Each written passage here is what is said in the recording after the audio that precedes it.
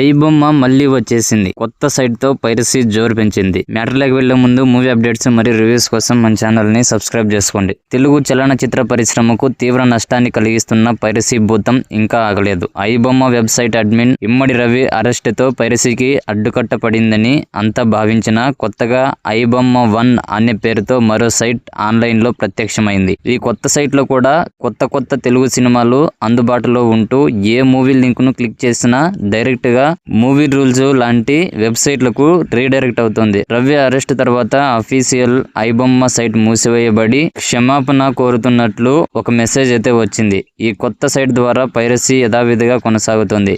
ఐబొమ్మకు 65కి పైగా మిర్రర్ సైట్లు ఉన్నట్లు పోలీసులు గుర్తించారు. ఫ్రాన్స్ నుంచి వచ్చిన రవిని శంషాబాద్ ఎయిర్పోర్ట్ లో అదుపులోకి తీసుకున్న సిసిఎస్ పోలీసులు నాంపల్లి కోర్టు అనుమతితో 5 రోజులు కస్టడీలోకి తీసుకుంటున్నారు. ప్రజెంట్ చంచల్గూడ జైల్లో ఉన్న రవిని విచారణ కోసం కస్టడీలోకి తరలిస్తారు. ఇమ్మడి రవి తన పైరసీ ఆపరేషన్ ను కరేబియన్ దీవుల నుండి నడిపించాడు. అతని అరెస్ట్ సమయంలో పోలీసులు అతని నుంచి కీలక ఆధారాలను, భారీగా ఆస్తులను స్వాధీనం చేసుకున్నారు. రవి హార్డ్ డ్రైవ్ లో 21,000కు పైగా పైరేటెడ్ సినిమాలు మరియు బ్యాంకు ఖాతాల్లో 3 కోట్ల రూపాయల బ్యాలెన్స్ ఉన్నట్లు గుర్తించారు. కేవలం పైరసీ ద్వారానే కాక బెట్టింగ్ యాప్ల ప్రమోషన్స్ ద్వారా కూడా రవి కోట్లు సంపాదించినట్లు దర్యాప్తులో తేలింది. ఇప్పటికే మూవీ రూల్స్, తమిళ్ రాకర్స్ ఇలాంటి ప్రముఖ పైరసీ సైట్లపై కూడా కఠిన చర్యలు తీసుకోవాలని డిమాండ్లు అయితే పెరుగుతున్నాయి. ఇది పక్కన పెడితే ఇమ్మడి రవి జీవితం, అతని పైరసీ సామ్రాజ్యంపై తేజస్ క్రియేటివ్ వర్క్స్ అని నిర్మాణ సంస్థ బయోపిక్ తీయడానికి ప్రయత్నం చేస్తోంది. మరోవైపు ఈ కొత్త